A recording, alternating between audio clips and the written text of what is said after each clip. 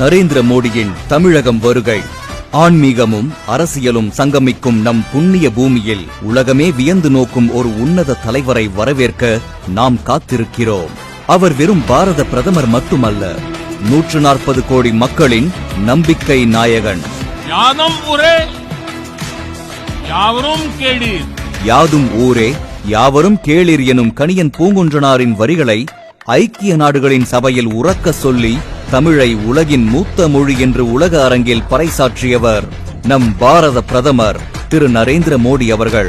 குஜராத் மாநிலம் வட்நகர் பகுதியில் 1950 செப்டம்பர் 17ஆம் தேதி ஒரு சாதாரண குடும்பத்தில் ஒரு ஆண் குழந்தை பிறந்தது.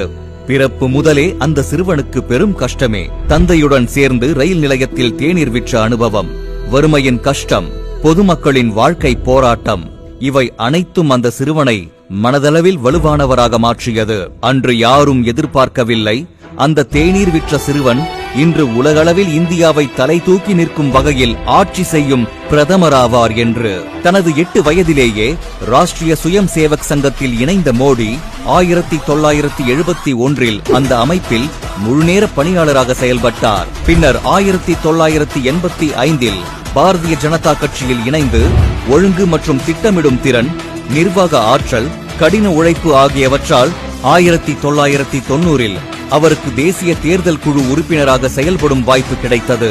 அன்றைய பாஜக தேசிய தலைவராக இருந்த LK அத்வானியின் ராம்ரத யாத்ரா, முரளி மனோகர் ஜோஷியின் ஏக்தா யாத்ரா ஆகியவற்றை சீராக ஒருங்கிணைத்து பாஜகவின் தவிர்க்க முடியாத தலைவர்களுள் ஒருவராக வலம் வந்தார். 1995 குஜராத் சட்டப்பேரவை தேர்தலில் பாஜக வெற்றி பெற துரோணாச்சாரியார் என்ற மோடியின் வியூகமே பெரும் பங்காற்றியது. குஜராத்தின் வளர்ச்சிக்கு மோடி முக்கியமானவர் என்பதை அறிந்த பாஜக தலைமை 2001ஆம் ஆண்டு நரேந்திர மோடி அவர்களை முதல்வராக்கியது. தனக்கு வந்த சவால்களை எல்லாம் வாய்ப்பாக மாற்றி 2007, 2012 என தொடர்ச்சியாக வெற்றி வாகை சூடி குஜராத்தின் அரியணையில் முதல்வராக தொடர்ந்து தனது பெயரை நாடு முழுவதும் ஒலிக்க வைத்தார். 2014ஆம் ஆண்டு மக்களவை தேர்தலுக்கு தயாராகி வந்த பாஜக நரேந்திர மோடி அவர்களையே பிரதமர் வேட்பாளராக முன்னிறுத்தியது. அதுவரை செவி வழி செய்தியாக வந்த குஜராத் மாடல் அப்போதைய தேர்தல் யுக்தியாக மாறியது. 2014ஆம் ஆண்டு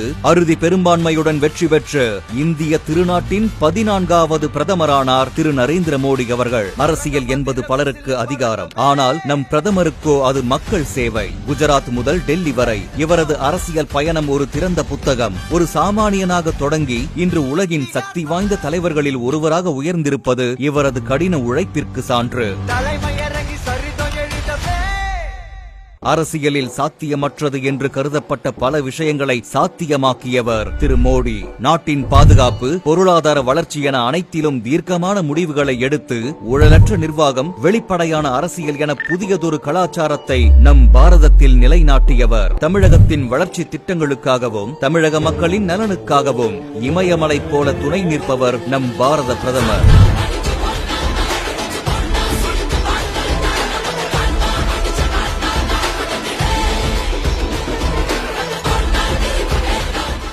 இன்று உலகமே நம் பாரதத்தை உற்று நோக்கும் விதமாக அமெரிக்கா முதல் ஆஸ்திரேலியா வரை, G20 முதல் நிலவின் தென் துருவம் வரை இந்தியாவின் கொடி உயர்ந்து பறக்கிறது என்றால் அதற்கு முக்கிய பங்காற்றியவர் நரேந்திர மோடி அவர்கள்தான். இது ஒரு தனி மனிதனின் வளர்ச்சி அல்ல, ஒட்டுமொத்த தேசத்தின் எழுச்சி. காசி தமிழ் சங்கமம் முதல் செங்கோல் வரை தமிழகத்தின் கலாச்சாரத்தையும் வீரத்தையும் கொண்டாடி தமிழகத்தின் உட்கட்டமைப்பை மேம்படுத்த பல ஆயிரம் கோடி ரூபாய் மதிப்பிலான நெடுஞ்சாலைகள், ரயில்வே திட்டங்கள் மற்றும் துறைமுக மேம்பாடுகளை வழங்கியுள்ளார். மேக் இன் இந்தியா திட்டத்தின் கீழ் தமிழகத்தை ஒரு தொழில்நுட்ப மையமாக மாற்றுவதே இவரது கனவு. தமிழகத்து தாய்குலங்களின் ஆசி பெற்றவர், இளைஞர்களின் எழுச்சி நாயகன், விவசாயிகளின் நண்பர். வளர்ந்த பாரதத்தை உருவாக்கும் லட்சியத்தை கொண்ட நம் பிரதமரை கோ பேக் மோடி என்று கூறும் இந்த திராவிட மாடலுக்கு தமிழக மக்கள் கொடுக்கும் பதிலடி மோடிஜி.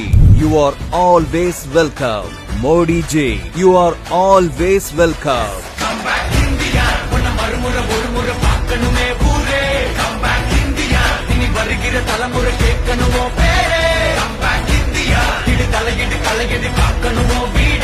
மார்ச் 1ஆம் தேதி தமிழகம் வரும் பாரத பிரதமர் திரு நரேந்திர மோடி அவர்களே, வருக வருக.